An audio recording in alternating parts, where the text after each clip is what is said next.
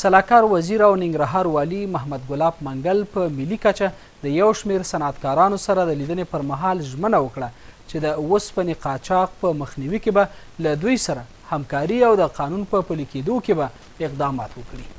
د حاجي خان وردک په مشرۍ یادو صنعتکارانو وویل ولسمشر په ټول هیواد کې د اوسپنې د قاچاق د مخنیوي امر کړی، خو لا هم د تورخم ښارګوټي له لارې د اوسپنې قاچاق ترسره کیږي. هغه زیاته کړه په دې هیواد کې د اوسپنې د صنعت په برخه کې دوی میلیونونه افغانۍ پانګونه کړې، خو د یاد قاچاق له امله پر دوی زړه اوسپنه د 10,000 پر ځای اوس په 22,000 افغانۍ پلورل کیږي. دوی د یادې چارې په مخنیوي کې د ننګرهار والي څخه د همکارۍ غوښتنه وکړه.